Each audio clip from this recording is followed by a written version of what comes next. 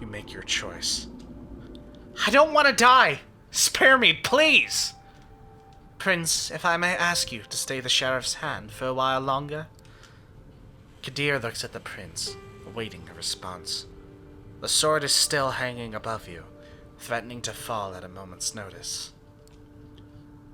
Is there something you'd like to say, Miss Langley? Yes, if I may.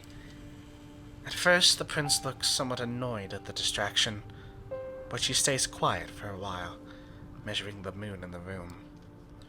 The board elite suddenly look at you with aroused interest, some of them dismayed at not seeing the bloodshed, but all intrigued by the unexpected twist. The prince nods. Well, let's hear it. Sophie takes a few steps forward. All eyes are on her now, but Kadir's heavy hand on your shoulder makes it clear you won't take advantage of the distraction. My prince, while the traditions are clear, I believe that the proper context should be observed in addition to the letter of the law. This fledgling is a burden, but with proper guidance, he could become an asset to our domain. Might understand you are volunteering to take this sireless child under your protection. Yes, I happen to think they might hold a potential that would be unfortunate to waste. I do expect their full cooperation, of course. Whispers can be heard again, an incredulous voice or two. A hushed, just behead the fucker. Some suppressed exclamations of surprise. Silence! I ask all of you to make a note of this moment. I might be persuaded to bend one tradition in this child's favor, but another will have to be enforced even more firmly in its stead. Until thy progeny shall be released, I shall command them in all things. Their sins are thine to endure. Are you certain not of responsibility you wish to shoulder, Miss Langley? I am willing to guide this fledgling, and add a valuable ally to our sect in a time of need, yes. But I would like to receive the right of destruction over them, if it pleases you. Wait, right of destruction? What do you mean by that? Kadir's grip tightens on your arm like a vice. His other hand goes for his sword again. Sophie locks eyes with you. I will explain, but not right now. Right now, we need to await the prince's decision. No need to wait. I'm ready to pass judgment. I shall grant you what it asks. Let it be known, Sophie Langley of the Clan of the Rose will become this fledgling's patron. They shall be considered like sire and child. Miss Langley will take full responsibility for them, and I grant her the right of destruction, if she sees fit to use it. Let my intentions be clear, however. If I am to turn a blind eye to one of our most important traditions on this occasion, I expect it to be beneficial to the Camarilla. Substantially so. I hope you find this verdict satisfactory, Miss Langley. Of course, my prince. Thank you. Very well. She turns to you. What is your name, child?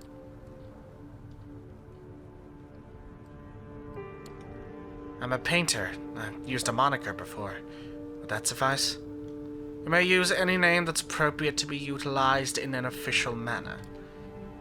My name is Lamar, then. She nods. Welcome to the Camarilla, Lamar. Now, this evening proved to be even more eventful than I anticipated. But with the fledgling's fate decided, I believe our meeting here can conclude. Thank you all for appearing on such short notice. Give my regards to those who couldn't make it. Kadir, a moment of your time before I let you return to your duties. Of course, Prince. He shoots you a side glance that doesn't leave much space for interpretation. You will be watched, you will be judged, and if need be, you will be punished. The two of them leave the gathering. Well, Lamar, I think we've both already managed to significantly improve each other's evenings. But let's keep the ball rolling, shall we? I think we should have a toast to our new, fruitful partnership. She raises her hand at one of the well-dressed concierges, who have now reappeared in the showroom to refill the guests' glasses. The conventionally handsome man approaches with a carafe, of red liquid. He pours it into 2 tall glasses. You can barely wait until he hands you the drink. Your attention is fully on it. The fact that it's blood, you are certain of it, doesn't faze you this time.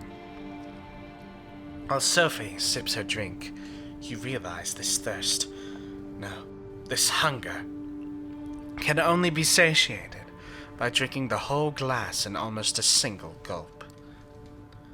As the liquid coats your throat, blissful relief takes hold. A posh woman passing by rolls her eyes at your lack of etiquette, but Sophie pays it no mind. Kadir has been starving you, hasn't he? Let's see if I can do something about that. She motions again. The man returns and gives you a refill. This time you find yourself having more control. You take a sip, savor it. It's smoky and warm, making you think of a cozy cabin in the woods. It does strike you as a strange image for your mind to jump to when drinking human blood, but it is what it is. You've never tasted anything like it. Do you like it? I think NYC's caterers have bourgeoisie ideas about what good blood should taste like. Apologies, you must have so many questions. While we're on the topic, perhaps we should start with those related to sustenance. I feel this hunger constantly. How much do I have to drink to make it go away? The sad reality is it will never go away. No matter how much you drink, you will always be tempted to have more. Unless you consume someone wholly, to the last drop, paying for temporary relief with their life. But that is a one-way road to losing your humanity. Best start by just taking a single sip from the vessel. Be prudent. Hot, fresh blood will be more satiating than most anything they serve in a fancy glass, but it can make you more voracious. As to how much you should have, it depends. If you're frugal, you could survive many nights without a single drink. But it's risky, and will tempt the beast that is part of our curse. Tomorrow I shall take you hunting, and we will explore this topic further. The blood you're having tonight should be enough to keep you happy for now. Did you say hunting? As in rifles, hounds, and funny hats hunting? Nothing of the sort, don't be silly. We are predators, but we are civilized. And most importantly, there is the masquerade to consider. I will get back to that. A hunt may take many forms. There are those of us who seduce kine, up to and including the motions of intercourse, if you feel like it. Others prefer to feed under the guise of mugging or assault. Some have herds of retainers for the purpose of feeding. Drinking from sleepers in their homes is not uncommon. Blood banks are an option to the few who can tolerate it, though they are frowned upon. You will need to identify these opportunities and decide for yourself whether to pursue them. But make no mistake, you will have to hunt to survive. The concierge returns, asking for permission to intrude, which Sophie gives with a polite smile and leans in to whisper in her ear. You note that the gallery is now almost empty. I'm being told the gallery is just about to close, but we still have quite a lot to discuss. We'll go to one of my apartments. My jalopy is waiting downstairs. Come. The smile she puts on makes you remember last night's encounter in the showroom.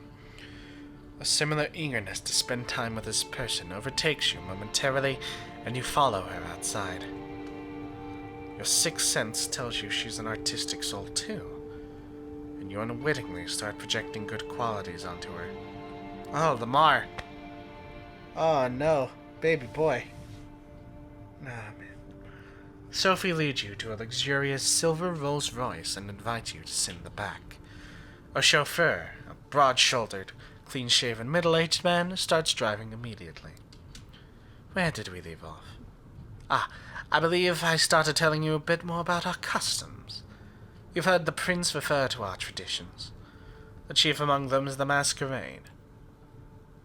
As you might have gathered from us assembling at a niche gathering after closing time, our comings, goings, and doings tend to be somewhat secretive. We do not advertise our existence. We allow myths and modern fiction to morph and muddle the facts. So to the vast majority of kind, we remain bedtime stories and pop culture icons. Say, is that one I got her voice mixed up with the prince. Say, is that one television show about a vampire angel still popular? You shake your head in confusion.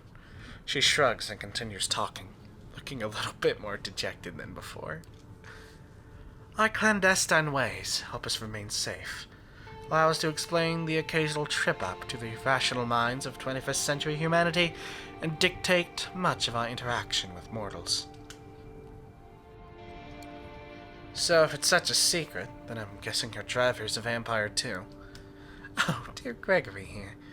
No, not a vampire, although he is a loyal servant, and as such trusted to not spill our secrets left and right.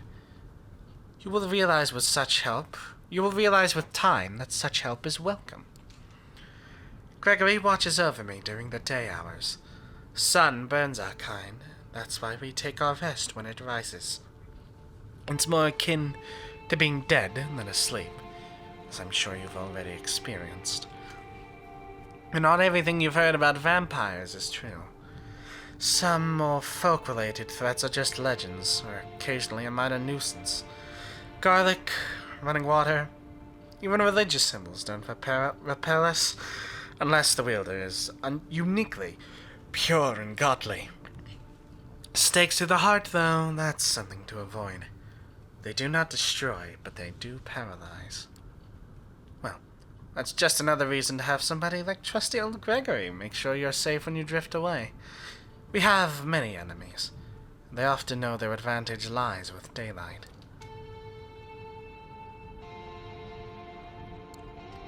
You mentioned enemies. I guess that makes it necessary to watch each other's backs. Can you count on other vampires for that? She surprises you by letting out a soft chuckle before answering. No. Our little sect supplies social interaction aplenty, but it doesn't really encourage counting on someone. Support given in exchange for favors? Yes, that's more like it. Long-term solidarity does occur in the Camarilla, but we are a very politicized organization by necessity. Loyalty is to your sire, to your prince, and to the sect. When you're in Elysium, like we were tonight, the sect can appear to be a monolith. Reality is more complex. Outside of official gatherings, shady deals, and a quid pro quo mentality reign supreme. She seems to be lost in thought and falls silent for a while, leaving you to ponder all the things you've learned tonight. Still feels absolutely unreal. But as piece after piece of knowledge falls into place, the image becomes almost like an entirely logical jigsaw puzzle. Whatever you wouldn't believe on your own, you've witnessed. Many questions swarm your thoughts, but the one you keep returning to is what your place in this new reality should be. The car stops. You're in the city, in front of an old but well-renovated apartment building. We're here. Would you like to see your lodgings? I have an apartment I could go back to. Sleep there. All my stuff's there anyway. Does it have some-proof blinds? Or a solid, secure door? No, I think you'll find this apartment much safer. Come upstairs. She leads you through a small hall with a night guard who greets Mrs. Langley with a good evening. And you take the stairs up to the second floor. Sophie opens the door to room 209. Inside are all the amenities you could expect from a modern apartment, and some you wouldn't have deemed necessary just the previous night, including thick blinds on the windows. The back room has a comfortable looking bed and a thick steel door with several sturdy looking locks, but no windows. Well, how do you like it? Yeah, it's not bad. I change a few things, switch a picture or two, maybe paint the walls another color. I'm sure you would. But I appreciate it if you could hold back the need to redecorate, or at least consult me before you do. Time for solo acts will come later. Right now, what we need is to stop, collaborate, and listen. Sophie's back with a brand new edition. Tomorrow, I will take you hunting and discuss the blood in more detail. I'll let you get comfortable. The keys are by the television set. I will come pick you up tomorrow night. Use the back room for rest. You can lock the doors just in case. It stings a bit when she leaves. It's like the room suddenly becomes a few shades dimmer. You inspect the kitchen, hoping to find something to drink. Nothing. No regular food either. It feels strange that Kadir could be a more thoughtful host than your new sire, even if only in that respect. You briefly wonder if the sheriff might have a hidden side. With nothing to do, you lie on the TV. You lie on the couch. You don't lie on the TV. That's irresponsible. You lie on the couch with the TV playing in the background for company. Columbo reruns. Kojak reruns? I don't know what that is. Editor Lily, put that on the screen. President of the United States got himself into serious trouble again. Oh boy, what's fucking new? This is coming out like the Monday after the game drops. If you know who was impeached by then, this joke will have aged very well. President of the United States got himself out of trouble again. Oh, well. That one's more likely to age well. Pundits start yelling over each other about things that seemed a little bit less insignificant than just 2 days ago. You start drifting off, reflecting about another night of confusing conversations and world-shattering revelations. How many more before you finally understand what happened to you and what you're supposed to do now? You keep coming back to the life you left behind, the people you should contact, the things you want to pick up from your apartment. You wonder when you'll have the chance for either. As you start to feel the same tiredness that made you drift into a cold sleep last night, you settle in the back room. The bed is comforting, the lack of windows less so. You leave the light bulb on. Looking at it, you realize it's the closest you'll ever come to staring at the sun on a breezy summer day again. A wave of melancholy overwhelms you. A few minutes later, your consciousness fades, and you take the plunge into darkness again, sinking, sinking, sinking, sinking. Okay, well. Whew, that was awesome. I guess that's our little intro to Coteries of New York. I know these past few episodes were just preliminary stuff, but next time we'll be getting to the big gameplay. Oh, damn, this game is awesome. I love the writing so far. I love the characters. The art is gorgeous. Music kicks ass. Oh, man. Oh, this is so much fun. Y'all, I'm so happy that this is good. Okay, well, thank you all so much for watching. If you like this video, don't forget that there is a button for that, and please be sure to subscribe if you want to see more content from me. I do Let's Plays on every weekday but Thursday. On Thursday, I alternate between, like, lore videos on tabletop games, and maybe by now, there's a secret series that might be coming out. If it's out by now, I'll put some text on screen. But otherwise, it's a secret-y secret. But yeah. If you like tabletop games, video games about tabletop games, or musicals. I also talk about musicals sometimes, because I'm a woman who contains multitudes. But yeah, that's about it. tune in next time where we begin our first true night as a kindred. My name is Lily, and as always, trans rights.